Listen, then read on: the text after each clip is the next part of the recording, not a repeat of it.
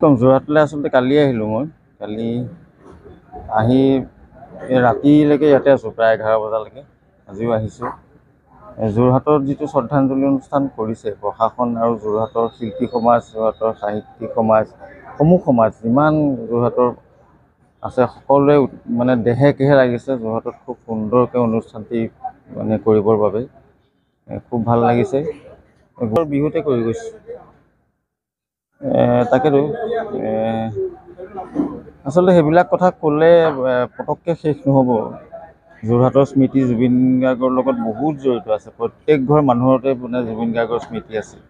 এই চিকুদাহঁতৰ ঘৰতে যোৰহাটৰ এটা সময়ত জুবিন গাৰ্গ হোৱাৰ আগতে আড্ডা আছিলে, হয়নে চিকুদা?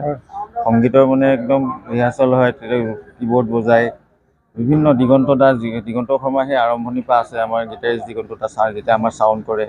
চিকুদাহঁতৰ ঘৰত আড্ডা, চিকুদাহঁতৰ ঘৰত গান বাজনা, চিকুদাহঁতৰ ঘৰখনৰ পৰা আচলতে আৰম্ভ হৈছিলে গোটেই বস্তুটো। গতিকে চিকুদায়ো অলপ ক'ব পাৰিব এইটো। চিকুদাহঁতে খুব লাগি আছে একদম দেহে কেহে পূৰা। যোৰহাটৰ অনুষ্ঠানটো খুব সুকলমে হৈ যাওক।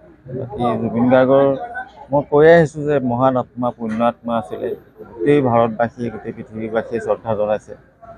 জুবিন গাৰ্গ অমৰ হওক। আৰু কেনেকুৱা শাস্তি নহয়, দোষীৰ শাস্তি হোৱাটোৱে বিচাৰোঁ। দোষীয়ে শাস্তি পোৱাটো আমি বিচাৰোঁ, আমি কৈ আছোঁ। শাস্তি আৰু ধৰণটো মই বিচাৰ কৰিলে নহ'ব।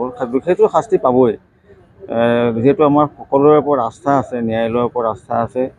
আৰু চৰকাৰখনেও উঠি পৰি লাগিছে। আপোনালোকে নিজেই দেখিছে যে দাহনৰ মানে মৰিশালিত যিদিনাখন জুবিন গাৰ্গক জ্বলাই দিয়া হ'ল, তাৰপিছৰ পৰাই লগে লগে উঠি পৰি লাগিছে। মুখ্যমন্ত্ৰী মহোদয় তেখেতে নিজেও যথেষ্টখিনি কথা কৈছে। গতিকে দোষীয়ে শাস্তি পাবই লাগিব। পাব বুলি আশা কৰি থকা নাই, আমি ভাবিছোঁ পাবই, 100% চিয়'ৰ হৈ আছে। গতিকে জুবিন গাৰ্গৰ লগত যিখিনি ঘটনা হৈছে সেইখিনি দোষী বিচাৰ কৰি সকলোৱে আশাৰে বাট চাই আছে যে খুব সোনকালে দোষী কৰায়ত্ব হওক আৰু দোষীয়ে শাস্তি পাওক। শ্যামকানু মহন্তৰ বিষয়ে কি ক'ম মই?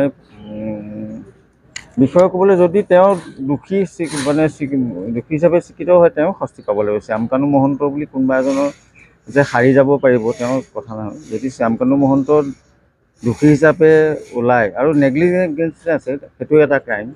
যিটো নেগলিজেঞ্চি হ'ল জুবিন গাৰ্গক মাতি নি পেলাই, সেইটো এটা ক্ৰাইম। গতিকে শাস্তি পাবই চিয়'ৰ, মই সেইটোৱে আশা কৰিছোঁ।